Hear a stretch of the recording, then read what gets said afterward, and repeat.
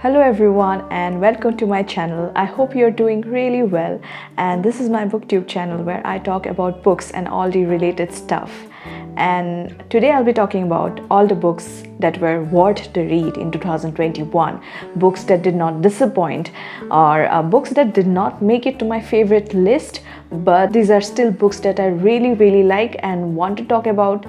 And I have made a separate favorite books of the year video, and I'll leave the link in the description. Without wasting a lot of time, let me just get on with this video. So the first book that I'm going to talk about is Convenience Store Women by Sayaka Murata. It is a piece of Japanese fiction, and I love the way this book represented the double standards of the society through this very odd character called Furukura, who worked in a convenience store in Japan. And she has been at this job for several years. She is 36 years old and she loves her job. Working in that convenience store, it's kind of like a second nature to her. And she is very happy. But the people around her, they are kind of not okay with the fact that she is working at this temporary job in a convenience store for so many years. And she is single, she is not married.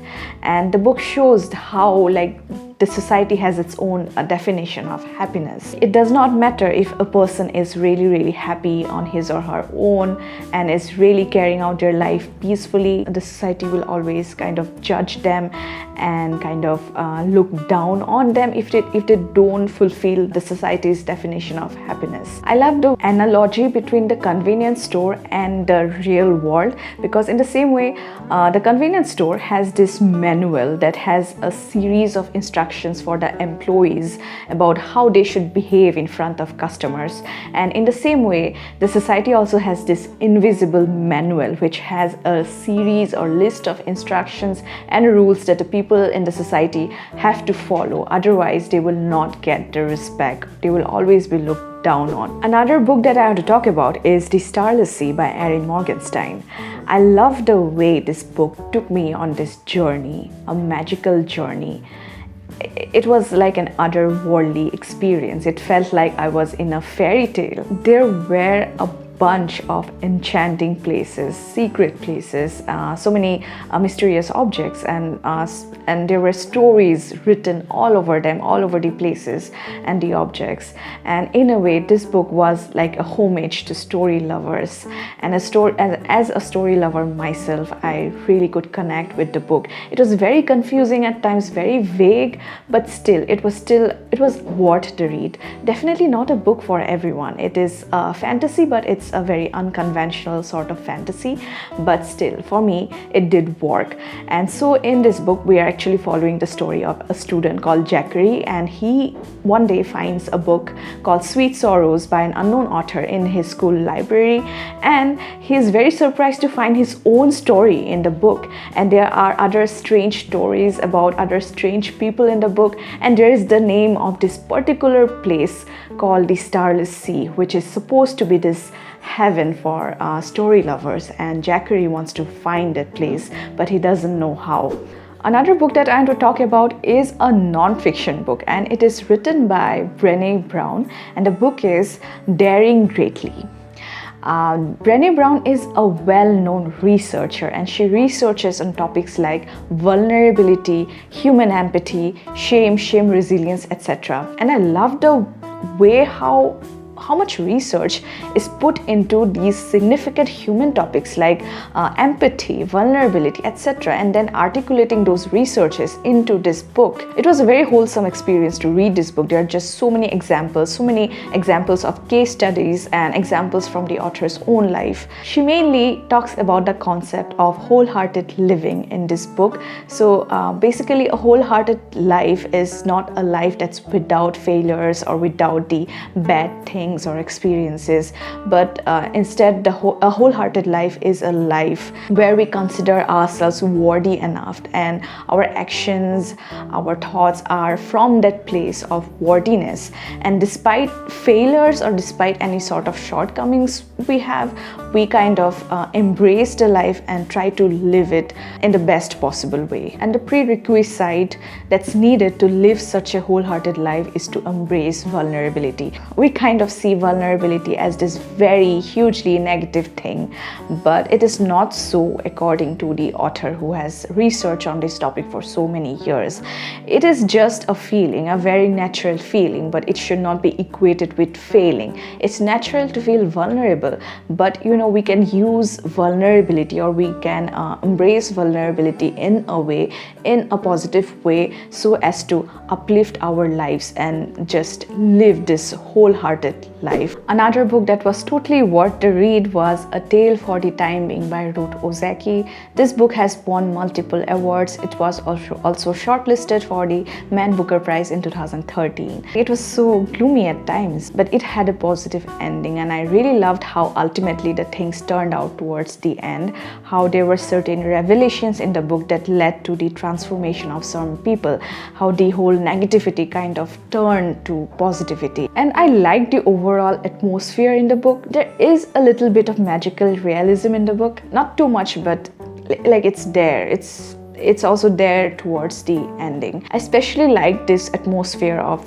this Buddhist temple that's described in the story, and the character of this Buddhist priest called Zico. She was this symbol of light and positivity despite all these dark things that were happening in the book.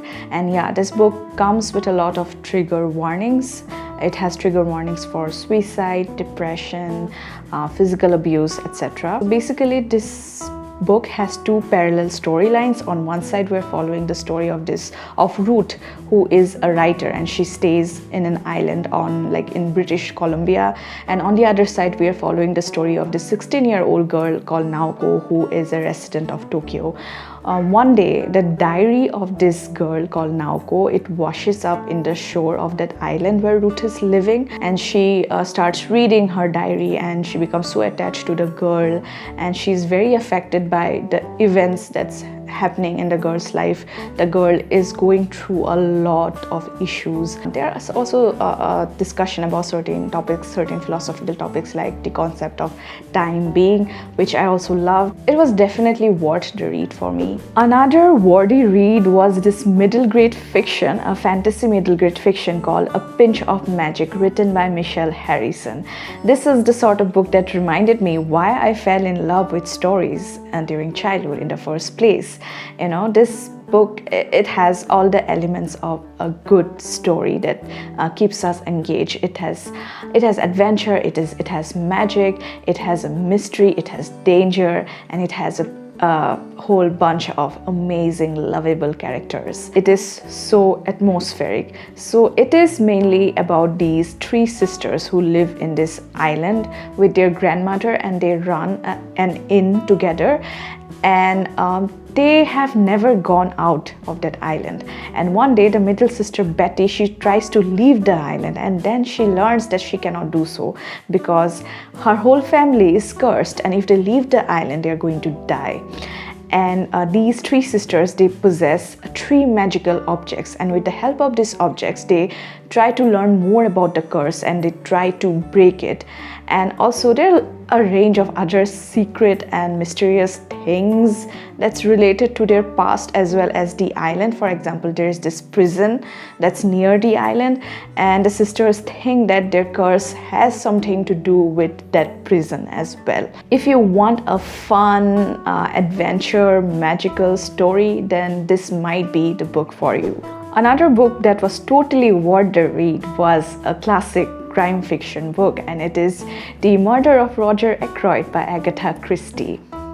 Now, when it comes to classic crime fiction, all of Agatha Christie's books are definitely worth to read, but we do have our own favorites among the Agatha Christie books, and my favorite would be The Murder of Roger Ackroyd. I love this book because the ending, it's totally unbelievable. It's very shocking, and also I love the whole progression of the story. I love the whole village setting in this book. I love the humor. I love the characters in this book. So basically, this is a story about this man called Roger Ackroyd who lives in this small village, and everyone knows him. And Roger Ackroyd, he knows a lot of things, knows a lot of secrets that he should not know, and one day he gets mysteriously killed. Our detective Hercule Poirot, he comes to this village and becomes a resident, and the case ultimately lands on his hands and he has to find out who did the whole crime. So yeah, a classic whodunit mystery. I actually read a lot of Agatha Christie books this year, and yeah, there are other books which I really liked, but this one has to be a favorite. Another non-fiction book that I really liked was called The Magic by Rhonda Byrne. I'm sure you might have heard about Rhonda Byrne, but this book is all about gratitude. It's all about practicing gratitude, and I love the way how this book helped me to explore this whole topic of gratefulness, gratitude. And it has always been said that practicing gratitude, or focusing on the things that we already have instead of the things that we don't have, it automatically uplifts our lives. And this book has a series of practices. It has almost about 27 practices. There are different kinds of gratitude practices in the book. So for example, there is a practice which asks us to list 10 things that we are grateful for, and there is another practice that talks about how at the end of the day we should focus on the best thing that happened on the day and then reflect on it, dwell on it, and how to practice gratitude when it comes to people in general, people in our lives, or people who have helped us or touched our lives in some way. This book, I think it will be liked more by people who love topics like manifestation, law of attraction. So this brings me to the end of the list, and I did like a lot of books that I read in 2021, but it's not possible to talk about all of them, so I narrowed it down to these 8 books. And thank you to anyone who clicked on this video and stayed till the end. It really matters a lot to me, and hopefully you will return, and I too hopefully will return with a lot of bookish videos and other related stuff. And till then, please do take care and have a great day ahead. Goodbye and see you.